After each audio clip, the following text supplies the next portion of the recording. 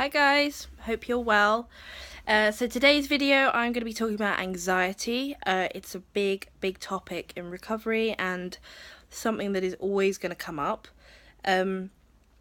Anxiety can be caused by a number of different things, and I'm just going to, I suppose, talk about the different ways that it can kind of come up in recovery, what to do about it, and is it normal basically.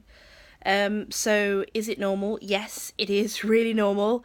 I think aside from edema and weight gain, it's the second biggest thing that can cause people to relapse, just because eating disorders are primarily anxiety disorders. And what the anxiety disorder causes you to do is to latch on to it's the food, it's the weight, it's this and that, as opposed to I'm feeling nervous about this, I'm feeling anxious about this, and allowing you to actually, cope with what's actually bothering you. You deal with stress and anxiety by managing that by dieting, restriction, or purging, or something like that. So, the number one thing, if you are experiencing anxiety in recovery, 9 times out of 10, the best thing you can do is go and eat something, because being undernourished causes the brain to kind of act in really strange ways because it's not working properly basically. And so the number one thing you need to do is to feed yourself. And the more you eat and the more nourished your brain is, the better it's going to work. So that's step one, is just to make sure that you're eating enough. And that means minimum guideline calories, which you can see on the Eurytopia website, or I keep calling it Eurytopia. It's the Eating Disorder Institute website. Because there you can see all the minimum calories that you need to be eating basically to maintain your body, or maintain your body depending on your age or your height. But the important thing to remember is that those are just minimums. So if your body is starving, if you've been dieting on and off or restricting for for 10 years say, you're going to need a hell of a lot more calories. So it's just something to bear in mind, that don't be overwhelmed that when you start eating, you're thinking, wow, I'm eating way above the calorie minimums. Is that normal? Yes, that's normal. And sometimes you're not going to want to eat, and that's completely normal as well, because anxiety has another horrible habit of, as well as making you feel like crap and making you feel like you can't cope with things,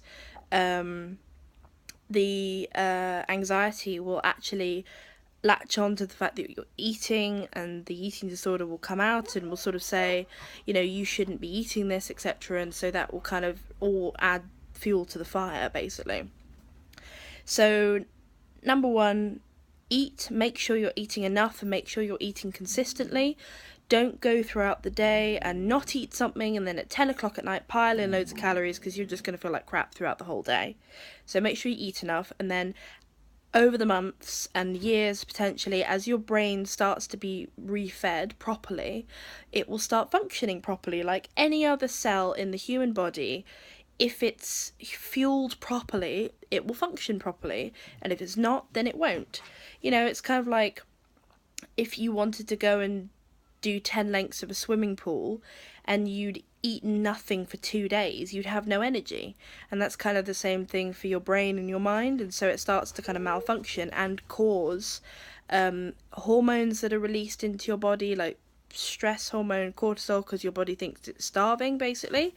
So you've got like a soup of all sorts of chemicals going on in your body, and hormones telling you, right, there's famine, there's something stressful happening, so your body has all these things going on in it when it's malnourished. So that contributes to the anxiety, as well as the fact that an eating disorder is an anxiety disorder first and foremost.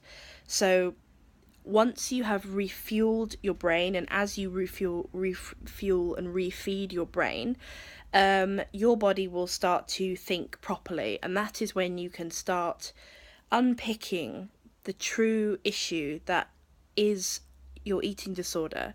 And whilst people are genetically predisposed to having eating disorders, the reason that they are sustained is because they become useful.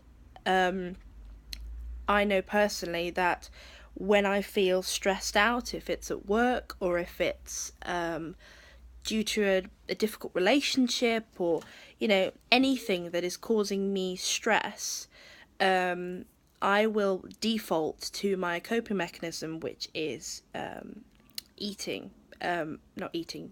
No, not eating. Dieting, which is my coping mechanism. And it's funny because for years, when I was really bought into emotional eating as a crutch, and it's very much in the trend culturally now that emotional eating is why people are overweight and why people turn to food for comfort, and I was completely bought into that, really bought in. I would think that it's this stress at work, it's these emotional difficulties with relationships, or, anything. It could be like, oh, somebody's gone out for the evening and I feel on my own, so I need to eat. And I would be really reading into these situations and trying to apply healthy coping strategies to them that I can talk about more later. But I was really mixing things up a bit as I sort of moved along my journey of trying to heal and trying to find the true answer to recovery, and I do believe I found it now. Initially, I thought that it was the eating that was my issue, and I think many people with eating disorders do, and ironically, that's because anxiety is again causing that push to stay away from food, because it's food that is seen as the danger. Basically, it's your mind is programmed to perceive food and weight gain as a threat, and that's what causes the trigger. So you have been sort of wired in your mind to perceive food and weight gain as a threat somehow.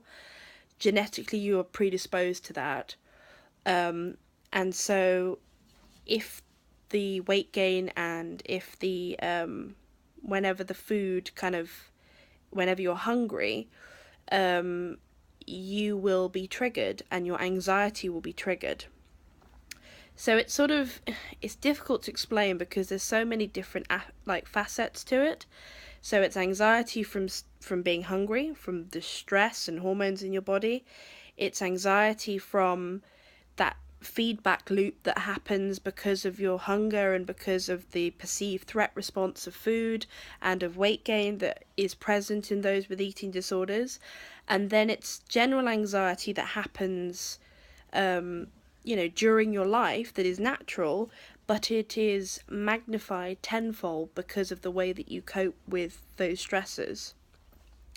So I think the key takeaway is that knowing that an eating disorder is an anxiety disorder. That's what you've just got to remember. And as long as you are nourished and you are fed properly, you will therefore have the capacity, the correct capacity to assess and to really understand,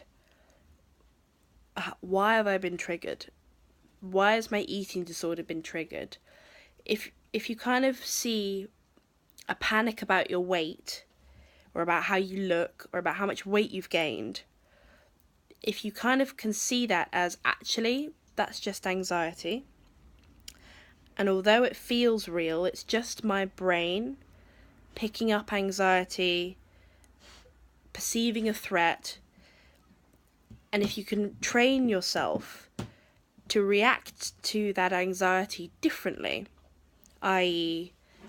positive thinking, cognitive behavioural therapy techniques, which I can discuss, and I've got links to this fantastic online program actually that I did years ago, and I'm still a member of, and I've carried the tools through that Michelle Morand, who's the owner of the Cedric Centre, and I've carried my tools that I learnt there through to this method of recovery, because it's sort of like I picked up half the puzzle with her and her teaching, and then sort of picked up the rest in terms of the eating and the sufficient calories with the Eating Disorder Institute. And I find that together they make the most powerful recovery method, because it teaches you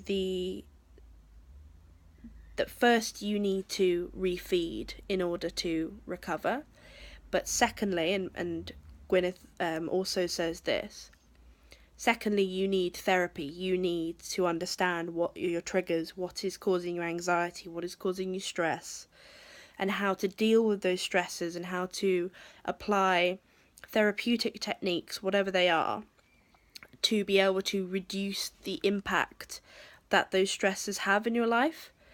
And so, as an example, using the tools that I have picked up along the way, I would take, I'm stressed out at work, I feel overwhelmed at work, I can't cope with work.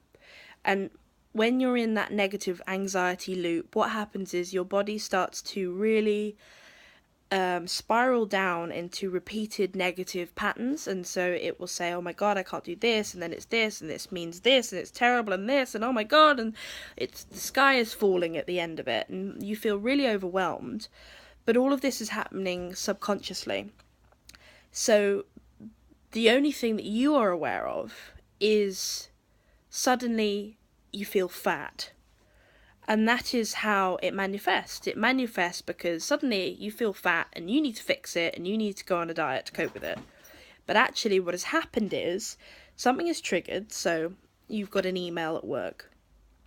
You've thought about it, like, oh, you've reacted to it in your mind, but subconsciously.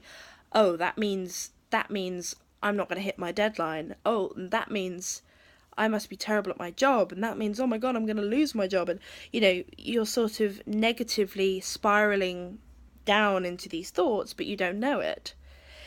And so what these tools can teach you is how to catch and be aware of the behavior first.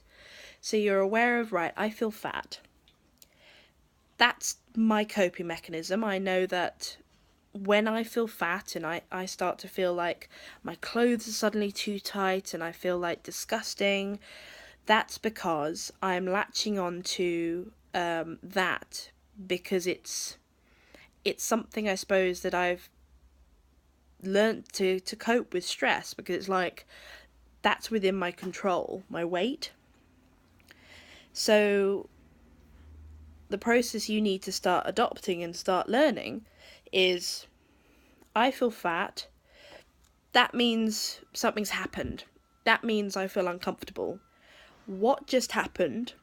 Or what did I just experience? Or what have I just been through, literally in this moment, that has caused me to want to use one of my coping mechanisms? And it's that exploratory work that I can explain and take you through a little bit more, and as I said, I can link down below. And it's taking those moments and thinking, right, what else could happen? How else could I cope with that? How else could I deal with that? What else? I've got that email. Well, how about I do this? Or how about I go and set up a meeting with this person? How about I get some support or some advice or something?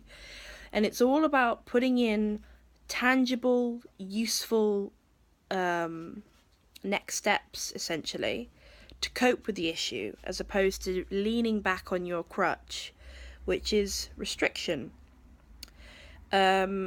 Restriction is like a crutch to us as alcohol is to an alcoholic, and coping healthfully and avoiding anxiety is all about learning different ways of dealing with it, basically.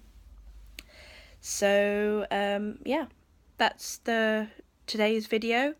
I'll put the links in below, and as I said, I'm going to talk a lot more about anxiety and coping mechanisms because it's really important, and there's plenty more to talk about. So for now, I'll say bye. Okay.